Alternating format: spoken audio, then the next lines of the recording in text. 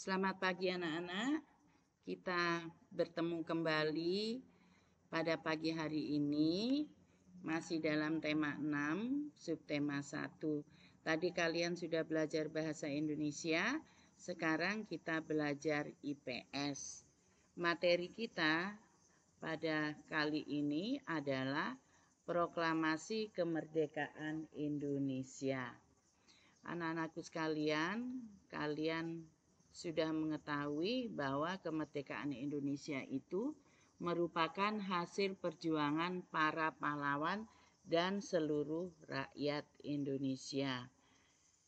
Indonesia sebelum merdeka dijajah oleh beberapa negara asing. Yang paling lama menjajah kita adalah Belanda. Belanda menjajah kita selama 3,5 abad. Kita sangat menderita, bangsa kita sangat menderita, dilanjutkan dengan penjajahan Jepang. Penjajahan Jepang hanya 3,5 tahun, tetapi sama menderitanya dengan penjajahan Belanda.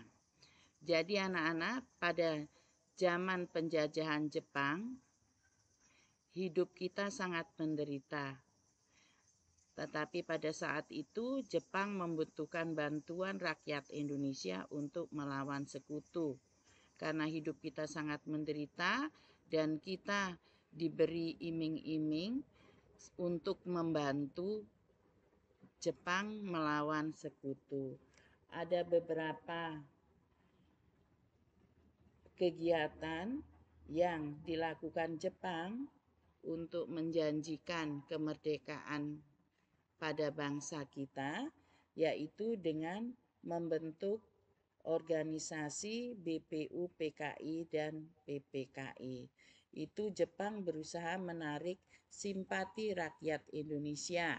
Selain membentuk organisasi BPU, PKI, dan PPKI, Jepang juga menarik simpati dengan mengizinkan mengibarkan bendera merah putih dan menggunakan bahasa Indonesia sebagai bahasa resmi.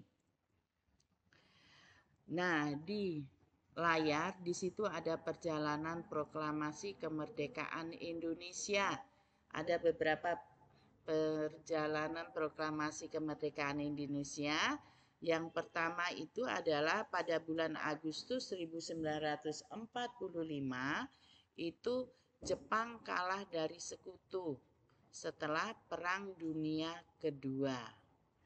Nah, kabar tentang kekalahan Jepang tersebut didengar oleh Sultan Syahrir. Nah, Sultan Syahrir mendengar berita tersebut melalui radio, langsung disampaikan kepada Soekarno dan Hatta. Sultan Syahrir dan golongan muda mendesak Soekarno dan Hatta untuk segera memproklamasikan kemerdekaannya. Akan tetapi, Soekarno tidak menyetujui. Dengan alasan apa? Dengan alasan menunggu keputusan sidang PPKI dan juga untuk menghindari adanya pertumpahan darah.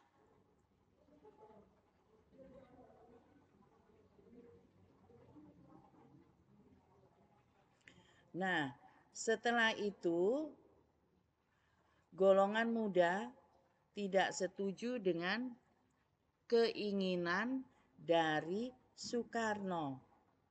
Karena apa? Karena mereka menginginkan Indonesia itu meraih kemerdekaan melalui perjuangan sendiri, bukan dari pemberian bangsa lain. Ya, pada waktu itu adalah bangsa Jepang kepada Indonesia.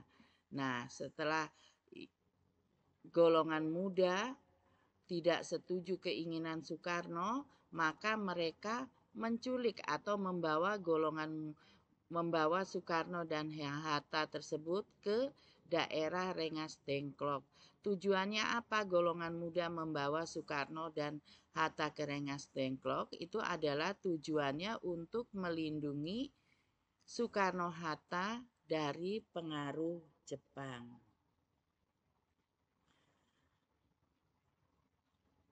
Tindakan tersebut dilakukan agar Soekarno-Hatta dapat memproklamasikan kemerdekaan Indonesia. Setelah berdiskusi, maka Soekarno-Hatta setuju untuk segera memproklamasikan kemerdekaan. Nah, setelah setuju untuk memproklamasikan kemerdekaan, Soekarno-Hatta kembali ke Jakarta menuju ke rumah Laksamana Maeda untuk menyusun teks proklamasi. Nah, naskah teks proklamasi tersebut disusun oleh 3 tokoh, yaitu Soekarno, Hatta, dan Ahmad Subarjo. Naskah tersebut diketik oleh Sayuti Melik.